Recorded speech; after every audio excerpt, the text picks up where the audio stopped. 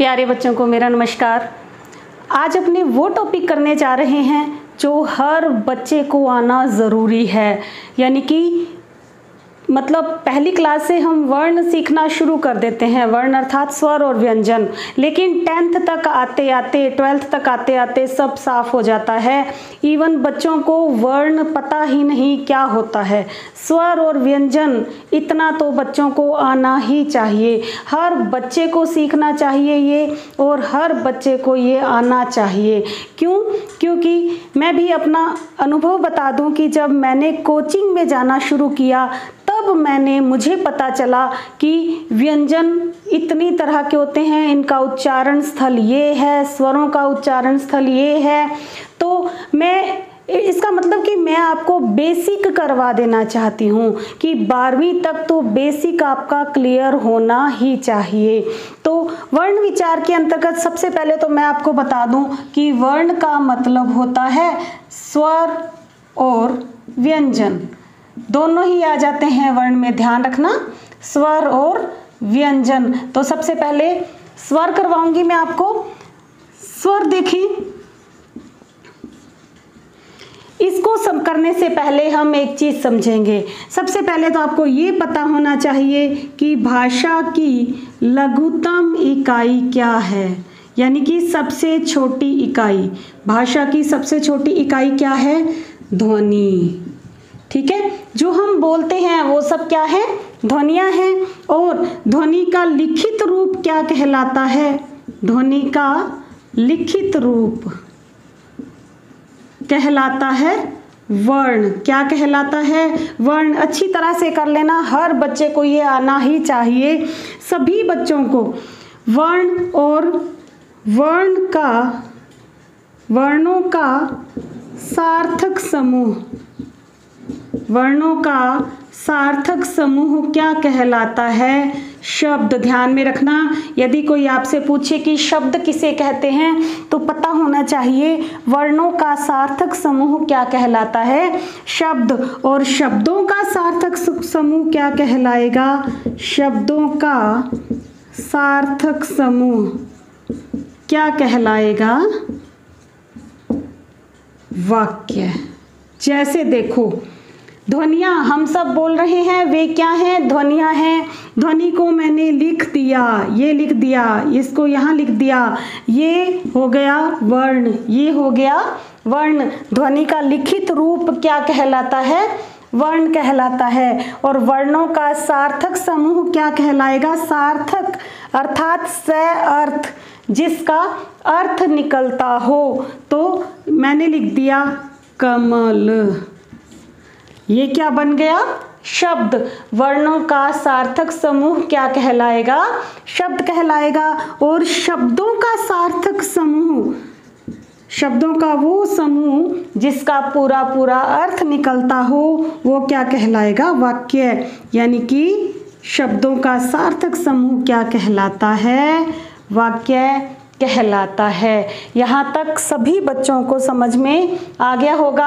आगे देखें, कोई सी भी क्लास हो चाहे, और 5th क्लास से 12th क्लास तक तो ये सब आना ही चाहिए बच्चों को, क्योंकि यही तो हमारी नींव है। अगर हमारी नींव ही कमज़ोर हो जाएगी तो ऊपर आप बिल्डिंग कैसे बनाएंगे? ठीक है, अब देखें, मैं आपको करवाने जा रही हूँ वर्ण विचार के अंतर्गत स्वर करवाती हूँ। सबसे पहले ये पता होना चाहिए कि स्वर किसे कहते हैं।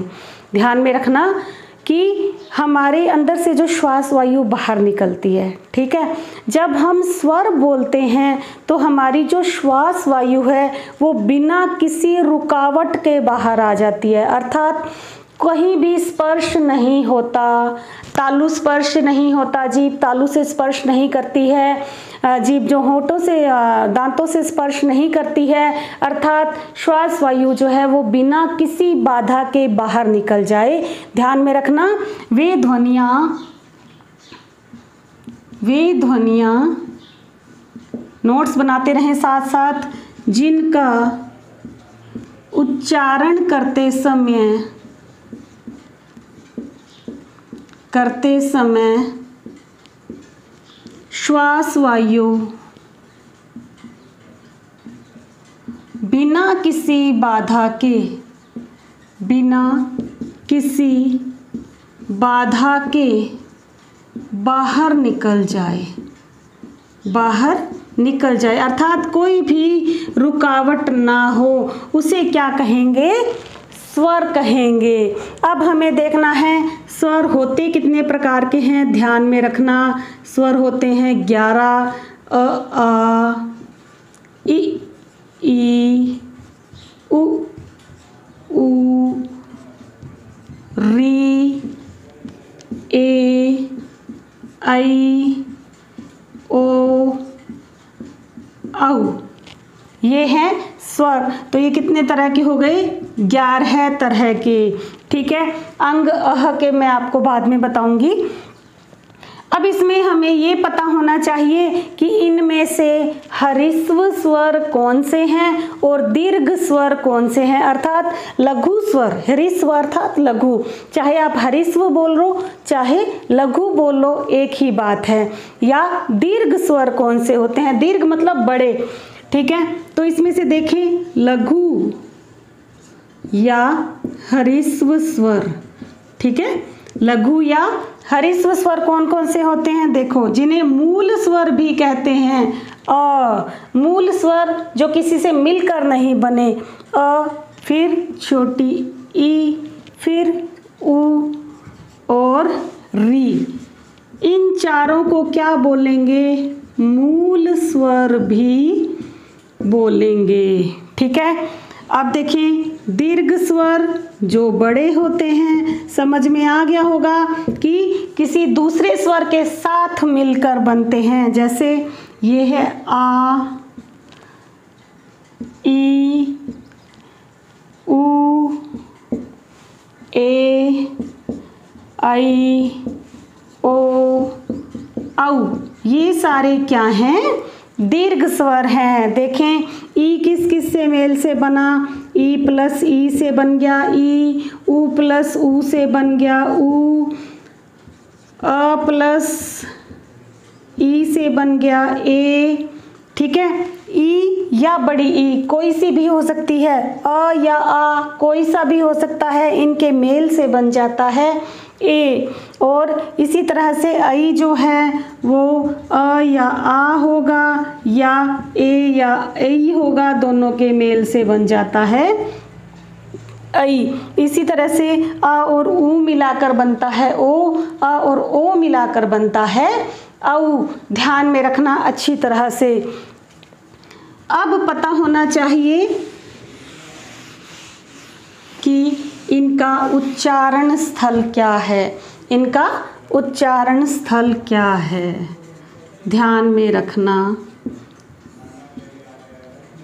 उच्चारण स्थल, तो मैं इन्हें यहाँ लिख दूँ यूँ, अ और आ का उच्चारण स्थल, ई और ई का उच्चारण स्थल अलग होगा, उ और ऊ का उच्चारण स्थल अलग होगा, री का उच्चारण स्थल अलग होगा, सॉरी ए आई का उच्चारण स्थल अलग होगा, ओ औ का उच्चारण स्थल अलग होगा। तो देखें उच्चारण स्थल। अब सबसे पहले तो हमें ये ध्यान रखना है कि जैसे मैंने यहाँ पे एक आपको बना के बता देती हूँ, ये बना लिया। ठीक है, ये हमारा क्या है? कंठ स्थल। सबको पता है ये हमारा कंठ स्थल है। उसके बाद आप अपनी जीभ को जो है वो ऊपर स्पर्श करवाएं, इस तरह से जीभ को ऊपर स्पर्श करवाएं। ऊपर जो स्थान है वो स्थान क्या कहलाता है? तालु स्थान। क्या कहलाता है? तालु स्थान, तालव्य जिसे बोलते हैं। ठीक है, अब अपनी जीभ को दांतों के पीछे ऊपर, जो ऊपर वाले दांत हैं, ठीक है, ऊपर वाले दांतों के पीछे जो मसूड़े हैं, इस तरह से वहाँ जीभ स्पर्श कराइए, या पीछे से जीभ को घुमाकर आगे की तरफ लाएंगे तो जो कठोर जगह आएगी वो स्थान होगा मूर्धा स्थान। क्या होगा? मूर्धा स्थान। अभी मैं और बता दूंगी। उसके बाद आ जाते हैं दांत और उसके बाद आ जाते हैं होंठ। ये पता चल गया आपको, ठीक है। अब देखिए इनका उच्चारण स्थल, अ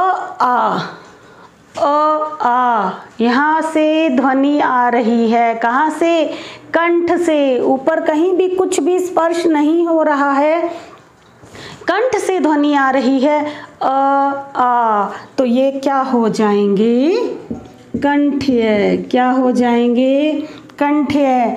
ई। मैंने आपको ये बताया कि स्वर जब हम बोलेंगे तो श्वास वायु बिना किसी रुकावट के बाहर आएगी, ठीक है। बिना किसी रुकावट के बाहर आएगी तो कुछ भी स्पर्श तो होगा नहीं। लेकिन तालु जब हम ई बोलते हैं तो जो हमारी जीभ है वो तालु की तरफ जाती है।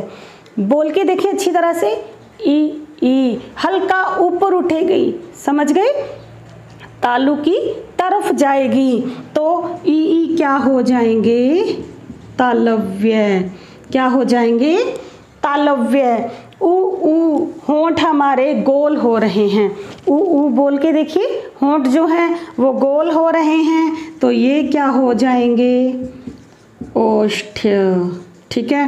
री बोलते ही जीभ आगे की ओर जो मूर्धा स्थान है हमारा, मैंने आपको बताया कि ऊपर के दांतों के पीछे की तरफ जो कठोर जगह है वहाँ की तरफ जब हम री बोलते हैं तो जीभ वहाँ की ओर जाती है, स्पर्श नहीं करती, उस ओर जाती है, तो इसे क्या बोलेंगे, मूर्धन्य, ठीक है।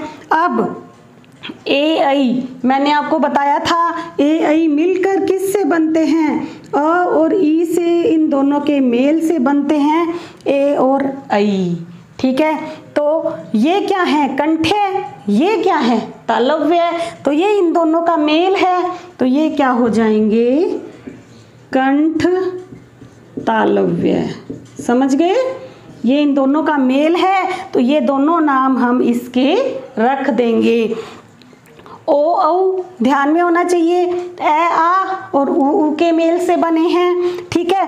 तो ये क्या हो जाएंगे, ये कंठ्य हैं, ये ओष्ठ्य हैं, तो ये दोनों, इन दोनों को मिला दो, कंठ्योष्ठ्य। आया समझ में, कंठ्योष्ठ्य हो जाएंगे। ये है इनका उच्चारण स्थल, अच्छी तरह से याद कर लेना। आ कंठ्य, ई तालव्य, ऊ ओष्ठ्य, री मूर्धन्य और ए आई कंठ तालव्य और ओ औ कंठोष्ठ्य। आ गया समझ में, ध्यान में रखना। कंठोष्ठ्य कर देते हैं इसको अपने, कंठोष्ठ्य, ठीक है। अब इसमें क्या समझने वाली बात और है, स्वरों में एक चीज और समझ में आएगी, ठीक है। संधि जब हम करेंगे तो ये बहुत काम आने वाली है।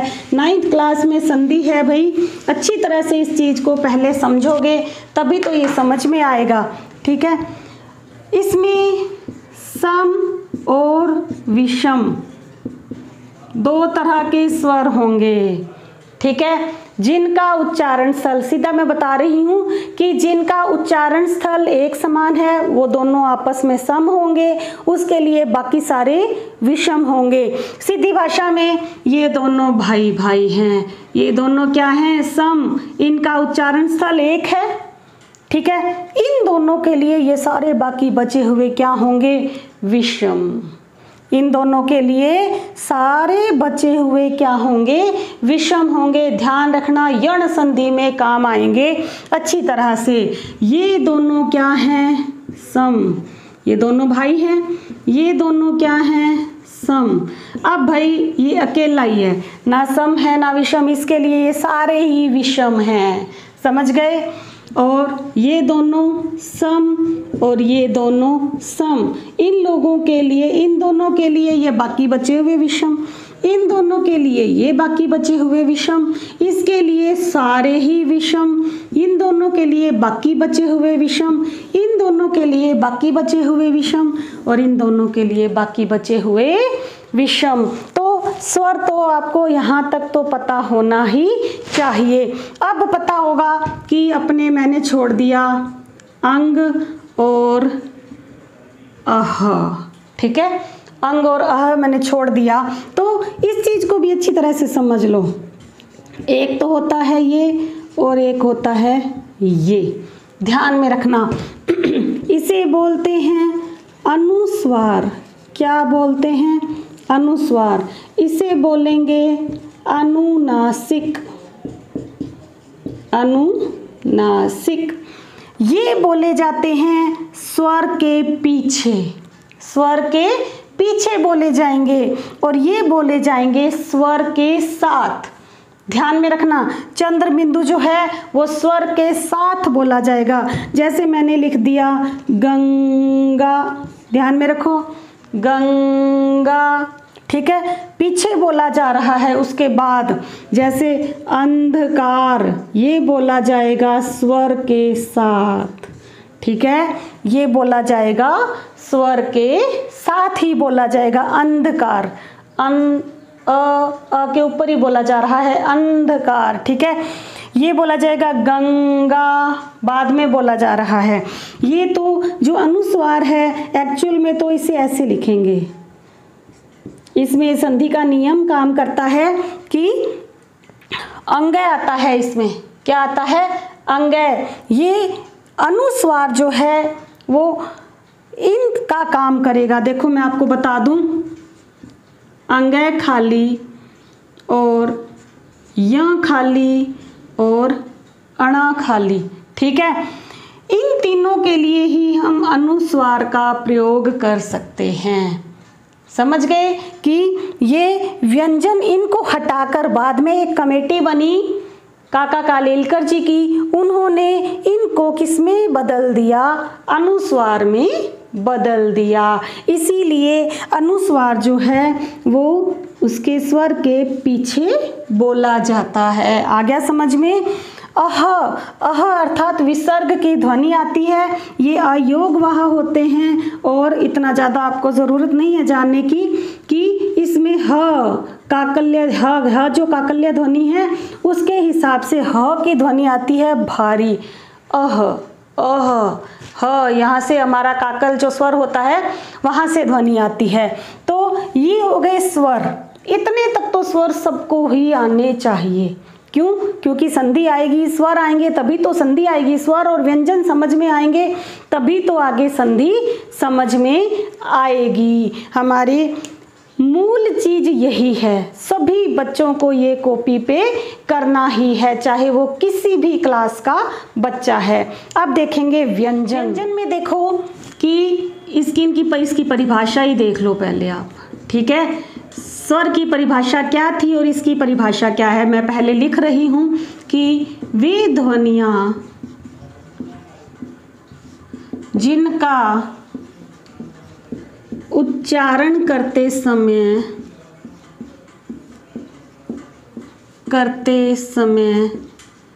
श्वास वायु रुकावट के साथ बाहर आए, रुकावट के साथ बाहर आए। देखो कि जब हम व्यंजन बोलेंगे, सभी व्यंजन, एक चीज़ तो ध्यान रखना कि सभी व्यंजन स्वरों की सहायता से ही बोले जाते हैं। ये चीज़ आपको पता होनी चाहिए। स्वरों की सहायता से बोले जाते हैं और व्यंजन बोलते समय हमारे जो है वो तालु जो है, जीभ जो है वो तालु से स्पर्श करेगी, मूर्धा से स्पर्श करेगी, ना होंठ आपस में स्पर्श करेंगे, दांतों से स्पर्श करेगी, तो कहीं ना कहीं स्पर्श होगा। तो जो श्वास वायु है वो रुकावट के साथ बाहर आएगी, वहाँ बाधा उपस्थित होगी, तो वे क्या कहलाते हैं? व्यंजन कहलाते हैं। तो मैं यहाँ पे व्यंजन लिख दूँ, एक बार ये परिभाषा हटा दूँ मैं, क्योंकि इसके लिए पूरी जगह चाहिए। व्यंजन भी मैं ऊपर लिखे देती हूँ। वर्ण विचार के अंतर्गत हम व्यंजन कर रहे हैं। तो देखो मैं लिख दूँ यहाँ पर क वर्ग, यानी कि क की फैमिली, क वर्ग वाले कौन कौन से हैं, ध्यान में रखना, क, ख, ग, घ, अंगै खाली। च वर्ग,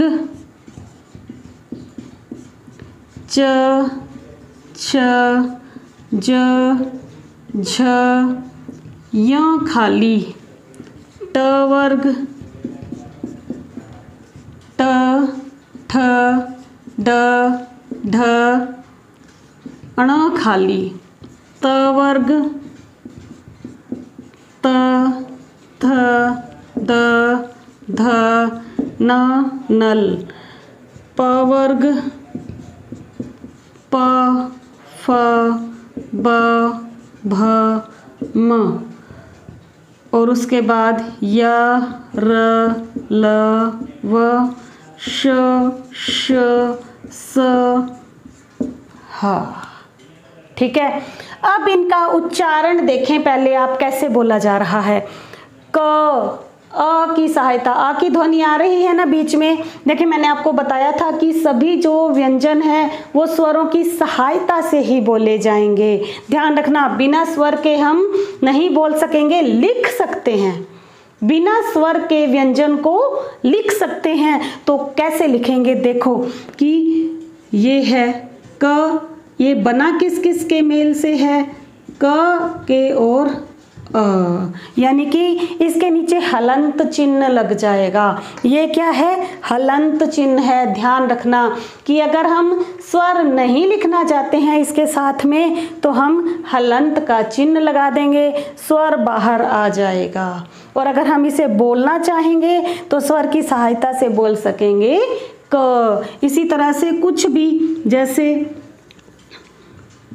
क प्लस ई मिलकर क्या बना, कि स्वर का दूसरा रूप क्या कहलाता है, मात्रा, कि स्वर के साथ जुड़ते ही वो मात्रा के रूप में परिवर्तित हो जाएगी। ठीक है, मात्रा के हिसाब से अपने से लगा देंगे। आ गया समझ में। अब चलें इनका उच्चारण स्थल समझना है। उच्चारण स्थल तो मैं फिर से वही बना देती हूँ, ज़्यादा अच्छा तो नहीं बनेगा लेकिन फिर भी कोशिश कर लेते हैं। ठीक है जी, कोई बात नहीं, जैसा भी बन गया ठीक है। हमें तो समझने से मतलब है, समझ आना चाहिए। ये क्या मैंने आपको बताया था, कंठ स्थान बताया था, उसके बाद ये बताया था तालु स्थान, जो सॉरी यहाँ पे होगा तालु, ऊंचा होगा जीभ के बाद में। ठीक है, उसके बाद में यहाँ पे दांतों के ऊपर मूर्धा स्थान। ठीक है, फिर आ गए दांत, फिर आ गए होंठ। अब देखें क वर्ग, पहले तो उच्चारण भी बताऊं, मैं आपको बताऊं कि इनको कैसे बोलते हैं। क, ख, ग, घ, अंगे खाली। याद रखना अड़य खाली नहीं है, ये मैं बताऊंगी अंतर अड़य और अंगे में भी। ये है अंगे खाली, ध्यान रखना। अड़य अभी बता देती हूँ मैं आपको, ये होता है अंगे खाली और ये होता है अड़य खाली। समझ गए। जैसे अड़य से क्या लिखेंगे, सड़क, पड़ा, ये अड़य है, ये क्या है अड़य। उत्क्षिप्त ध्वनि से बोलते हैं, ये बाद में जुड़े, हमारे इनमें व्यंजन में बाद में जुड़े। ठीक है, ये है अड़य। उसके बाद में ये होता है अंगे खाली, जो अनुस्वार का काम करता है आजकल। आ गया समझ में। अंगे खाली ये है य खाली, ये है अण खाली। अब ये देखो, ये क वर्ग का पंचमा अक्षर है, 1 2 3 4 5 पंचमा अक्षर है ना क वर्ग का। ये च वर्ग का पंचमा अक्षर है, ये ट वर्ग का पंचमा अक्षर है, ये त वर्ग का पंचमा अक्षर है, ये प वर्ग का पंचमा अक्षर है। समझ गए। अब देखें, अंगे खाली, य खाली, अण खाली, न नल, म मछली। तो हम इन तीनों को खाली क्यों बोलते हैं, इनका नाम क्यों नहीं रखा? नाम नहीं रखा इसके पीछे भी एक कारण है। देखो कि इन तीनों से किसी भी शब्द की शुरुआत नहीं होती। ध्यान में रखना अच्छी तरह से कि इन तीनों से किसी भी शब्द की शुरुआत नहीं होती है। तो ये है अंगै खाली, य खाली और अण खाली, इसीलिए इनको खाली बोला गया है। ठीक है, अब चलें इनके उच्चारण स्थल पे। उच्चारण स्थल पे देखो, बोल के देखो। सबसे पहले कंठ, क ख ग घ अंगै खाली। यहाँ से कंठ में स्पर्श हो रहा है, कंठ में स्पर्श हो रहा है, तो ये क्या हो जाएंगे? कंठ्य। क्या हो जाएंगे? कंठ्य। और च वर्ग, च बोलते ही हमारी जीभ जो है ऊपर स्पर्श कर रही है। ऊपर कौन सा स्थान है? तालु स्थान। बहुत ही मज़ा आएगा इस वीडियो को देखने में और इसको समझने में कि कितना अच्छा, कितनी सुंदर चीज़ हम पढ़ रहे हैं कि हिंदी कितनी बढ़िया चीज़ है। हिंदी की हर एक वर्ण का इसमें क्या निकलता है? अर्थ निकलता है। कोई भी वर्ण दोबारा से बोला नहीं जाता, अर्थात कोई वर्ण इसमें साइलेंट नहीं होता। तो देखें, च बोलते ही हमारी जीभ जो है ऊपर तालु की ओर स्पर्श हो रही है। च, छ, ज, झ, य खाली हो रही है ना स्पर्श, तो ये हो जाएंगे तालव्य। ठीक है, इनको बोल के देखो कहाँ स्पर्श हो रही है जीभ। देखो, जो हमारे ऊपर के जो दांत हैं उनके पीछे जो एक कठोर स्थान है वहाँ पर जीभ स्पर्श हो रही है। बोल के देखो, ट, जीभ जो है हल्की ऊपर से मुड़ेगी और वो सीधी उस मूर्धा स्थान पर, देखो ट नहीं बोलना है आपको, ट बोलना है। ट बोलते ही जीभ सीधी वहीं कठोर स्थान पर स्पर्श करेगी। ट, ठ, ड, ढ, ण, तो ये कौन से हो जाएंगे? मूर्धन्य। आ गया समझ में? अब इनको बोल के देखो, जीभ कहाँ स्पर्श हो रही है आपको खुद को ही पता चल जाएगा, मुझे बताने की ज़रूरत ही नहीं है। त, थ, द, ध, न, सीधी सीधी दांतों से स्पर्श हो रही है, ये हो जाएंगे दंत्य। इनको बोलते समय प, फ, ब, भ, म, तो कहाँ स्पर्श, क्या स्पर्श हो रहे हैं? होंठ आपस में स्पर्श हो रहे हैं, ये हो जाएंगे ओष्ठ्य। समझ गए? अब देखें, इनका उच्चारण स्थल सबका अलग अलग है। इनका उच्चारण स्थल सबका अलग अलग है। देखो, य और श, श और स, इनका सब तीनों का उच्चारण स्थल अलग अलग है। अच्छी तरह से याद रखना कि ये जो य और श बोलते हैं तो कहाँ जीभ जो है वो तालु की ओर उठती है। जीभ कहाँ उठती है? तालु की ओर उठ रही है, तो ये हो जाएंगे तालव्य। ध्यान में रखना, य श, जीभ ऊपर की ओर उठ रही है, तालव्य। र श बोलते ही जीभ आगे की ओर आ रही है। आगे कौन सा स्थान है? मूर्धा स्थान, ये हो जाएंगे मूर्धन्य। ल स बोलते ही जीभ दांतों से स्पर्श हो रही है, ये दोनों हो जाएंगे दंत्य। ठीक है, अब एक चीज और मैं आपको बता दूं, व जो है व भी ले सकते हैं, इसमें फ भी आ जाता है। ठीक है, व और फ बोलते समय जो हमारे ऊपर के दांत है वो नीचे वाले होठों से स्पर्श कर रहे हैं। अच्छी तरह से बोल के देखें, व फ, ऊपर के जो दांत हैं वो नीचे वाले होंठ से स्पर्श हो रहे हैं, तो यहाँ पर मैं फ भी लिख सकती हूँ। ये जो दोनों हैं ये हो जाएंगे दंत्योष्ठ्य।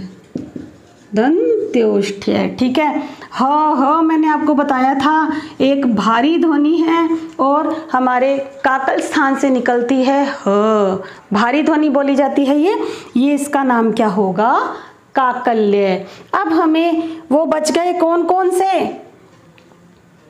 क्ष, त्र, ज्ञ और श्र ये बच गए। तो सबसे पहले आप बोलोगे कि हमें ये तो बताया ही नहीं कि व्यंजन कितने होते हैं। ठीक है, ध्यान में रखना है व्यंजन जो हैं वो 33 होते हैं। कितने होते हैं? 33 व्यंजन होते हैं। अब ये कितने होते हैं अपने गिन लें पहले। 5 तो ये हो गए, तो यहाँ तक हो गए 25। ठीक है, 25 हो गए, 26, 27, 28, 29, 30, 31, 32 और 33। ये हो गए 33 व्यंजन। अच्छी तरह से ध्यान रखना, 11 स्वर और 33 व्यंजन होते हैं। टोटल कितने हो गए? 44 हो जाते हैं। स्वर कितने हैं? 11 और व्यंजन कितने हैं? 33। तो ये दोनों कितने हो गए? वर्ण कितने होते हैं? स्वर और व्यंजन मिलाकर क्या बनते हैं? अगर वर्ण पूछ लें वर्ण कितने होते हैं, तो वर्ण होते हैं 44, व्यंजन होते हैं 33, स्वर होते हैं 11। देख लो, 25 तो ये हो गए और 26, 27, 28, 29 ये तो ये पढ़ा ही है, 30, 31, 32 और 33। जो बाद में हैं वो संयुक्ताक्षर कहलाते हैं, किसी न किसी वर्ण से मिलकर ही बने हैं वो, इसलिए अपने इनको जोड़ेंगे नहीं इसमें। ठीक है, अब आप पूछोगे कि इनको तो वर्गों में बांट दिया, इनको क्यों नहीं बांटा वर्गों में? देखो, इन सब का उच्चारण स्थल एक ही है, इनका उच्चारण स्थल एक ही है, इन सब का यहाँ तक उच्चारण स्थल एक एक ही आ रहा है, इन सब का अलग अलग है, इनका अलग, इनका अलग, इनका अलग, इसलिए इनको वर्गों में नहीं बांटा। अब देखेंगे अपने संयुक्ता। तो चलें अब अपने संयुक्ताक्षर करेंगे। ये होते हैं संयुक्ताक्षर, यानी कि 2 वर्णों के मेल से बने हैं संयुक्ताक्षर। क्ष ये बच गए थे ना, क्ष, त्र, ज्ञ और श्र, ये 4 होते हैं। कितने होते हैं? 4 होते हैं संयुक्ताक्षर। अब हमें पता होना चाहिए क्ष किस किस के मेल से बना है। आधा क और पूरा श, आधा क और पूरा श मिलकर बनेगा क्ष, और आधा त और पूरा र मिलकर बनेगा त्र। ज्ञ किस किस के मेल से बना है? आधा ज और पूरा य। ये क्या गड़बड़ हुई? ये गड़बड़ यहाँ ये हुई कि हम गलती करते हैं उच्चारण में। शुद्ध उच्चारण इसका जो है, इसका शुद्ध उच्चारण है ज्यों। आधा ज और पूरा य, इसका शुद्ध उच्चारण है ज्यों। विज्ञान नहीं होता, विज्ञान होता है।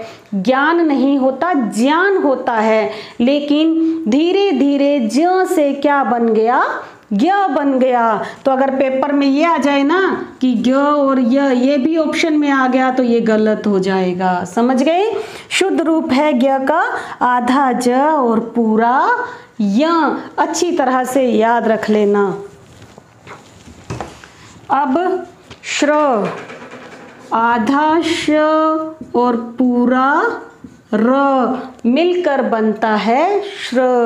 जैसे इसका हम किसी वर्ण विच्छेद करते हैं एक शब्द का, जैसे हम कक्षा का वर्ण विच्छेद करें तो ठीक है, कैसे करेंगे? क में मात्रा कौन सी है? अ की। ठीक है, और क्ष लिखना है तो आधा क और पूरा श, जिसके साथ मात्रा बोली जाएगी वो हमेशा पूरा होगा। ध्यान रखना, बोलकर देख लो, चाहे जिसके साथ भी मात्रा बोली जाए वो पूरा होगा, दूसरा आधा होगा।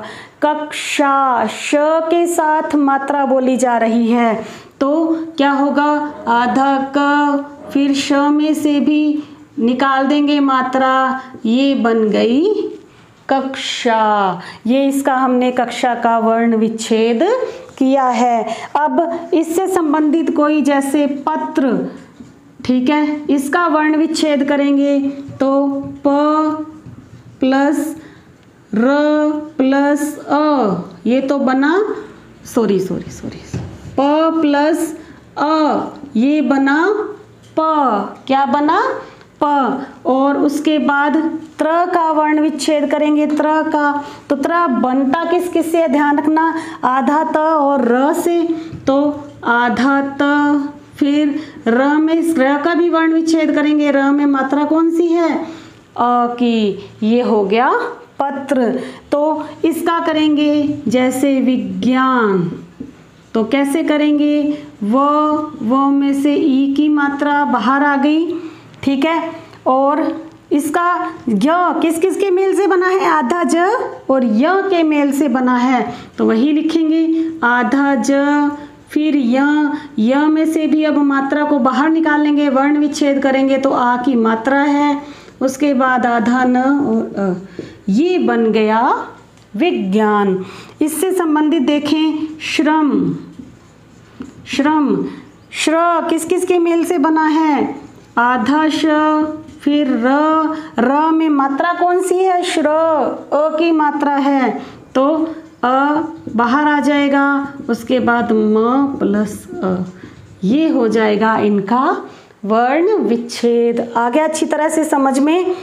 अब देखें एक चीज और मैं आपको बता दूं कि अड़ा और ढ, दो चीजें और। एक चीज इससे पहले, अड़ा ढ से पहले ध्यान रखना भाई, ये श है, ये श है और ये स, ये होता है तालव्य। अच्छी तरह से याद रख लेना। आज के बाद ये नहीं बोलना श शलगम, श षटकोण, स सलेट, नहीं। तालव्य श, मूर्धन्य श और दंत्य स, ध्यान रखना। ये कौन सा है, मूर्धन्य श, और ये कौन सा है, दंत्य स। अच्छी तरह से याद रखना। उच्चारण, यदि हमारा उच्चारण ही शुद्ध नहीं है तो हम फिर आगे शब्द कैसे शुद्ध बोलेंगे, समझ गए। सबसे ज़्यादा प्रभावित क्या करता है, उच्चारण ही तो प्रभावित करता है सामने वाले को, ठीक है। कई बच्चे श को स ही बोलते हैं, जिस तरह से कई बच्चे जैसे प्रेयर बोलते हैं तो उसमें बोलते हैं, प्रेयर होती है हे शारदे माँ, हे शारदे माँ, बच्चे बोलेंगे हे शारदे माँ, हे शारदे माँ, तो ये उच्चारण सल गलत हो जाएगा।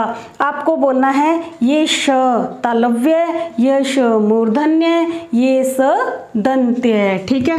अब आपको बता दूं एक चीज और, अभी मैंने आपको जो बताया था अड़ और ढ, ये उत्क्षिप्त ध्वनियां हैं बाद में जुड़ी, ठीक है।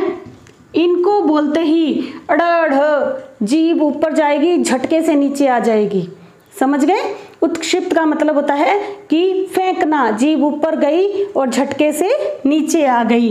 अब ध्यान रखना, अंग और अड़ में तो अंतर मैंने आपको पहले ही बता दिया कि पड़ा, सड़क, और ये जो है ये अनुस्वार का काम करने लग गया। अड़ जैसे एक तो ढ होगा, एक ढ़ होगा, अढ़, अढ़ बोलेंगे इसे, ठीक है। जैसे ढोलक, ढोलक तो ढ ढक्कन वाला आएगा, ठीक है। लेकिन अगर पढ़ाई लिख रहे हैं तो पढ़ाई में ये बिंदी आएगी, ये वाला ढ आएगा, समझ गए।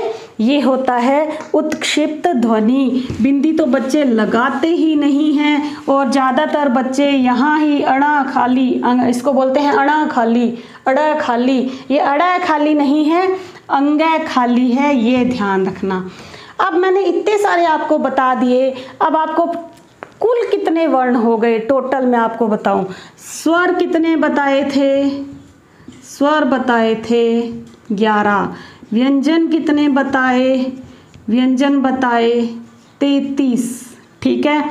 उस संयुक्ताक्षर कितने बताए, संयुक्ताक्षर कितने बताए थे 4, ठीक है। और अयोगवाह कितने बताए, अंग और अह अयोगवाह होते हैं 2, जो कितने होते हैं 2। और उत्क्षिप्त कितने बताए 2, कौन कौन से, अड़ और ढ। तो ये टोटल कितने हो गए, 1 और 3 4, 4 और 4 8, 8 और 2 10 और 2 12, एक हासी बची, 3 और 1 4 और 1 5, ये टोटल हो गए 5। यदि पूछा जाए कि कुल वर्ण कितने हैं, वो जो ये जो है ना, ये तो संविधान में इनका वर्णन है, संविधान में इतने ही दे रखे हैं, ठीक है। इतने ही दे रखे हैं। यदि संविधान के अनुसार कितने वर्ण हैं तो स्वर है 11, ये हैं 33, टोटल हो गए 44।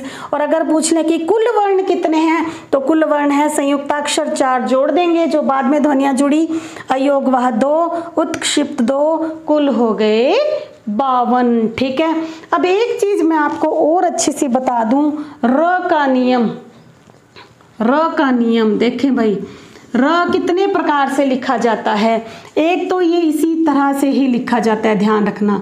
एक लिखा जाता है आधा र, ठीक है, और इस तरह से जैसे कर्म, इस तरह से लिखा जाता है, ये भी र है।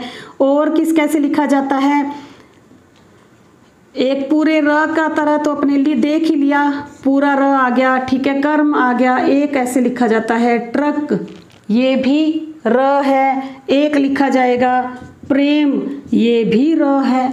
अब ये र अलग अलग कैसे हैं, इन रूपों में लिखे जाते हैं। ध्यान रखना, र का नियम क्या कहता है, र कहता है कि अगर मैं किसी के सिर पर बैठूंगा, अगर मैं किसी के सिर पर बैठूंगा तो जो जिसके सिर पर बैठूंगा उससे पहले बोला जाऊंगा।